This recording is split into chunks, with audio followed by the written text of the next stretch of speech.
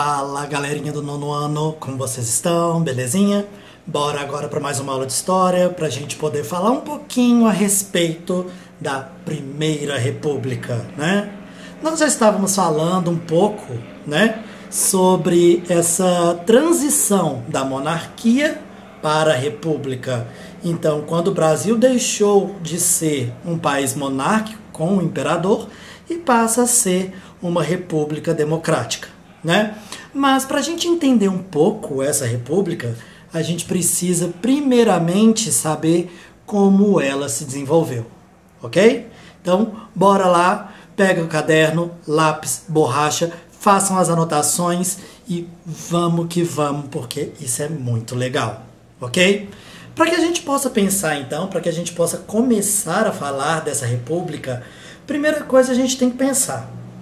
Quando acontece essa transição, quando acontece a proclamação da República no dia 15 de novembro de 1889, Dom Pedro II e sua família toda foi exilada, tá? E quando eu falo exilada, eles tiveram que sair do Brasil e foram viver em um outro país, tá? Mas olha só, por que que os revolucionários não fizeram o seguinte? Não fizeram como fizeram lá na Revolução Russa, que eles simplesmente executaram toda a família real czarista. Por quê? Nesse caso aqui no Brasil, possivelmente tornariam-se mártires. E para evitar essa martirização da família e eles saírem ainda muito bem na fita, resolveram então que deveriam deixá-los exilados, tá bom? E aí uma junta de pessoas começa a pensar como seria esse novo governo, como seria essa nova forma de governo. E aí nós temos aí algumas fases dessa nossa república. A nossa primeira fase é chamada de Primeira República, ou então República Velha, tá? A nomenclatura República Velha, gente, hoje em dia já não é muito utilizado pelos historiadores, não, tá? Principalmente porque essa ideia de República Velha, ela se dá porque, de uma forma didática, depois de 1930, vai vir uma república conhecida como República Nova. Mas não é isso que a gente tem em mente hoje. Então a gente trabalha com Primeira República, que é o início do período republicano brasileiro.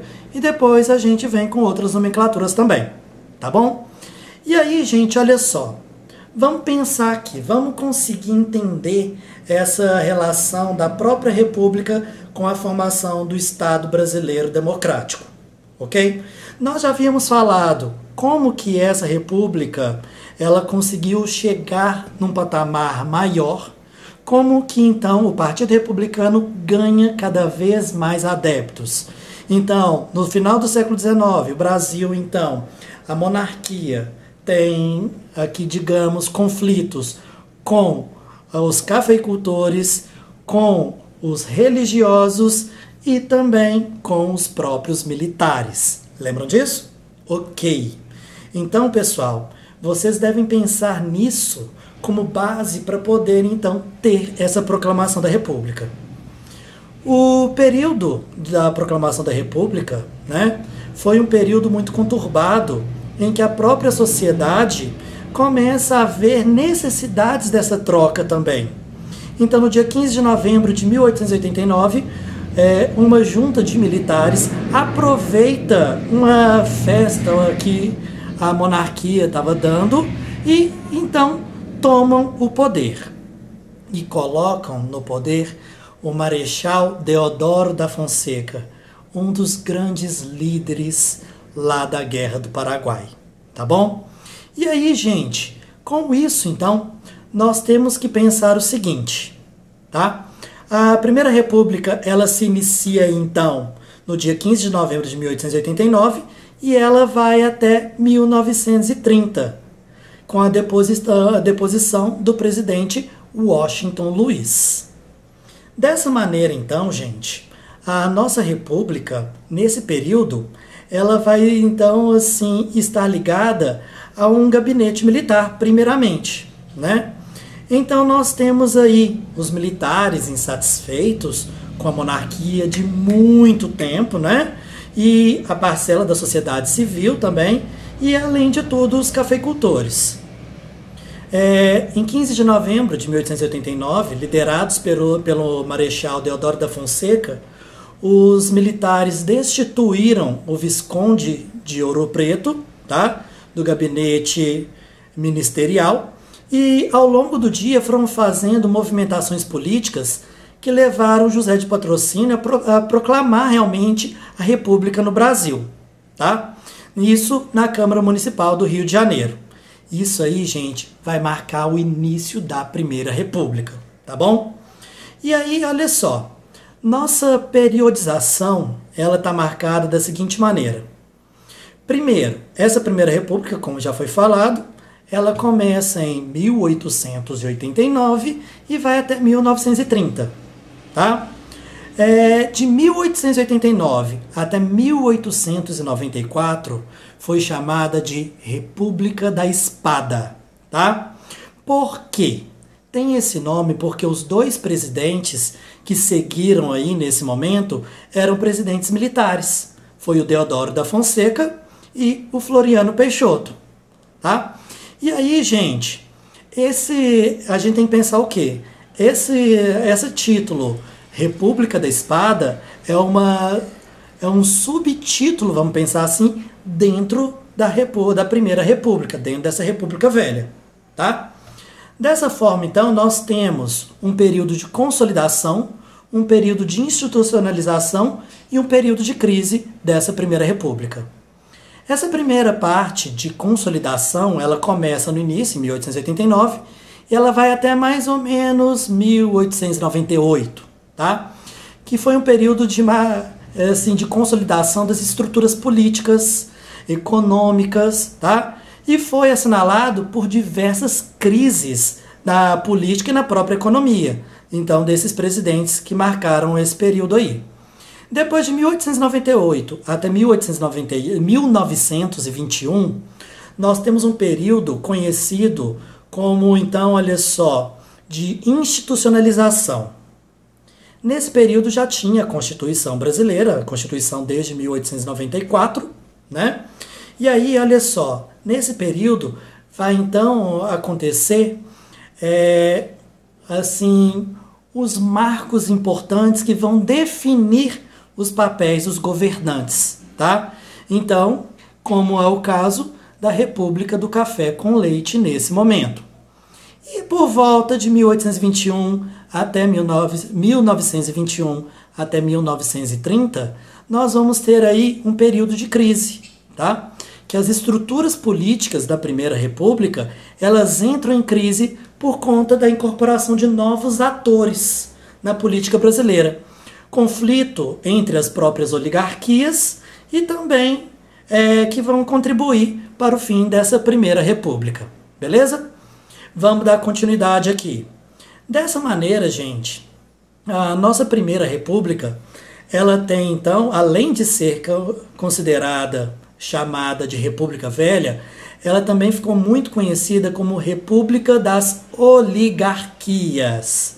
Quando eu falo República das Oligarquias, nós estamos falando de uma classe em específico, de um grupo social em específico, que no nosso caso aqui são os produtores de café, tá? Então, nesse período da República Oligárquica ou República das Oligarquias, fica então predominante a inserção dessas oligarquias dentro do nosso país, principalmente a oligarquia cafeeira, né? E aí, de certa maneira, essas oligarquias começam a chegar ao poder e governam para o seu próprio grupo social, ou seja, cafeicultores governando para cafeicultores. Simples assim, né? Uma elite que governa para uma determinada elite. Essa é a intenção da República das Oligarquias, tá? E aí, gente, olha só. Essa república começa a partir de 1894, quando nós temos aí o fim da República da Espada, o fim dos presidentes que eram militares, e começam presidentes civis. O primeiro presidente que nós vamos ter aí vai ser o Prudente de Moraes. Ele, então, ele foi eleito e marca esse fim da República da Espada. E aí, gente, algumas características dessa república oligárquica começam aí, que é o chamado de mandonismo, clientelismo e coronelismo. Esses três simbolizam o poder das elites agrárias. Essas três características, mandonismo, clientelismo e coronelismo, vão então simbolizar o poder das elites agrárias, tá? E aí, olha só, e de certa maneira ampliar cada vez mais o poder dos coronéis, tá? Os coronéis do café. Não eram os coronéis ditos então lá dos militares, não. Eram os coronéis do café, tá? E aí, gente, olha só. Além disso, nós vamos perceber também, nesse período, uma política dos governadores e a política do café com leite. Agora, a minha ideia é trazer para vocês um pouquinho desse período. Então, nesse vídeo, a gente vai falar um pouco desse mandonismo, desse clientelismo e desse coronelismo, tá? Quando a gente pensa em algo que manda, em algo que seja cliente e algo que seja coronel, é a forma como eles vão então manter o poder dentro da sociedade com então o poder que eles já possuem. Simples assim, tá? E com isso então, gente, nós vamos criar aí uma figura muito importante, que eram os coronéis. Quando a gente fala desses coronéis, nós estamos falando então de um grupo social que então, olha só, ganhou muita força ainda no segundo reinado, tá? Eram pessoas que então detinham muito poder em determinados lugares e que tinham então grandes fortunas por conta do café, tá? Com isso, esses cafeicultores, né, esses donos então da produção de café, eles então em determinado momento eles puderam então construir uma espécie de milícia, tá? Então uma espécie de exército, uma espécie de então polícia, né, local em que eles mandavam. Então por isso eles ficaram conhecidos como coronéis. E se a gente for pensar, até hoje ainda existem resquícios desse coronelismo aqui no Brasil, muito próximo da gente, se nós formos pensar, né? Dessa maneira, o coronel, ele então mandava na região. Ele era temido e era amado pela população. A população então via nele um poder muito forte, mas via nele também um poder, então olha só, de paternalismo também, porque ele era aquele que dava emprego, ele era aquele que então ia lá batizar as crianças, era o coronel que iria então contribuir com a sociedade, mas a troco de quê? Hein? De se manter no poder. Então os coronéis, eles queriam se manter no poder. Isso para que eles pudessem continuar cada vez mais manipulando a sociedade. Isso trocando, então, votos por, então, alguma coisa que a sociedade estava necessitando naquele momento. Pode ser desde uma cesta básica ou até mesmo uma dentadura, né? E dessa forma, o coronel mandava na sociedade, detinha o poder nessa sociedade e acabava também, olha só, construindo uma força maior que então determinava quem estava no poder e quem continuava no poder também, tá? Com isso, gente, o coronel, ele vai... Coronel não dá, né, gente? O coronel, ele vai então criar o chamado voto de cabresto. Olha só, todo mundo deve saber o que é cabresto, né? Pensa só, cabresto é aquela rédea que é colocado no cavalo para seguir sempre naquela linha, né? Então, o coronel, ele conseguia então decifrar quem você votaria, como você votaria e quando você votaria. E aí ele indicava aquele que seria então o alvo a ser votado. Então, poderia ser ele mesmo ou alguma pessoa, algum concorrente na eleição que estivesse então também sendo protegido pelo coronel. Então, o coronel geralmente mandava seus capangas até lá para poder fiscalizar aqueles votos. Se aquela pessoa que realmente prometeu que iria votar, realmente estava votando naquele indicado pelo coronel, tá? Ah, mas se a pessoa resolvesse falar que votou e não votou? Realmente, não tinha jeito. Eles votavam porque, de certa maneira, ficava então esse jagunço, né? Então, armado, esperando a pessoa votar. Então, ele votava junto com ela. E logo acabava, então, intimidando o eleitor e ele votava em quem o coronel quisesse. Dessa maneira, então, gente, nessa Primeira República, nós vamos ter muito disso aí, tá? Então, de uma sociedade que vai ser, então, assim, governada por personagens eleitas que eram nada mais nada menos já indicados por um grupo social, no caso a oligarquia, tá bom? Então, pessoal, além disso, nessa Primeira República nós vamos ter também uma onda de imigração. Essa imigração no Brasil, então, uma imigração europeia. Os europeus vieram para cá para poder, então, substituir a mão de obra escravizada no final do século XIX. Porém, não apenas isso, no início do século XX, esses imigrantes, principalmente italianos, mas não apenas italianos, a gente tem que lembrar disso, eles vieram para cá também porque eles eram uma mão de obra barata, tá? Eles tinham possibilidades, e pelo menos era o que era dito para eles, de enriquecer aqui no Brasil. Isso quase nunca acontecia, tá? E eles também tinham uma qualificação técnica para a industrialização nascente no Brasil, tá bom? Com isso, a sociedade brasileira começa então a viver uma nova fase, que é essa fase com a imigração brasileira. E temos que lembrar que nesse momento aí também nós temos uma sociedade que exporta o café. O café, já dito para vocês em outros vídeos, em outras aulas, é o nosso carro-chefe, tá bom? Com isso, pessoal, a gente precisa entender o seguinte.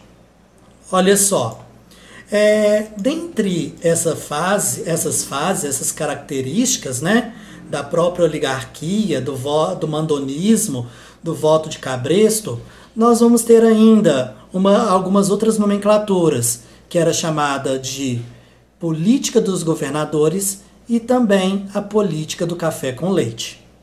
Eu vou falar um pouquinho para vocês da própria política do café com leite. Muitos livros vão vir assim para vocês. Política do café com leite. Era a política, então, em que dividia o governo. Então, alternava no governo presidentes que fossem mineiros ou paulistas. Tá. E aí fala o seguinte em vários livros. Ah, é desse jeito porque Minas é o maior produtor de leite e São Paulo o maior produtor de café. Então, dessa maneira, como eram os estados mais ricos, os presidentes acabavam saindo dali. Não está errado. Mas a gente tem que pensar hoje que Minas e São Paulo, desde lá do início do século XX, sempre foram um dos maiores polos eleitorais. Sendo um dos maiores polos eleitorais, era ali que iria acontecer de onde sairiam os presidentes, tá? Então tinha essa alternância entre mineiros e paulistas no poder, tá bom? E, contudo, também existia uma política que acabava contribuindo para isso, tá? Que era o próprio coronelismo, mais uma vez, tá?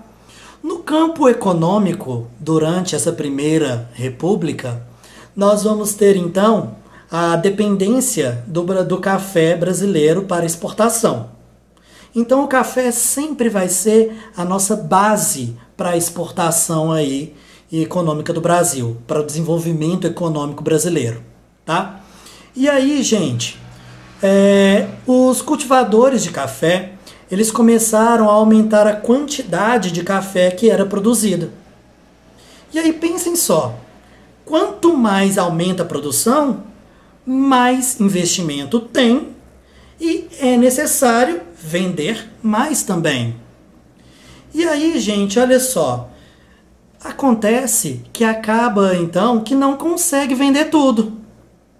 Foi criado então, dentro dessa própria política entre os governadores, que eles se autoajudariam, em que o governo federal poderia até dar uma ajuda, mas ao mesmo tempo os governadores seriam autônomos, fica instituído então que para defender esses interesses dos próprios cafeicultores do Oeste Paulista, que tinham produzido muito, mas não davam conta mais de vender, foi criado o chamado Convênio de Taubaté.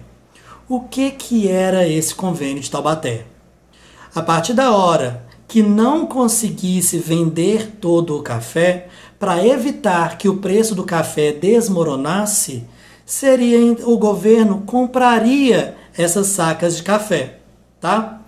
E aí, com isso, o café não perderia o seu valor, tá bom?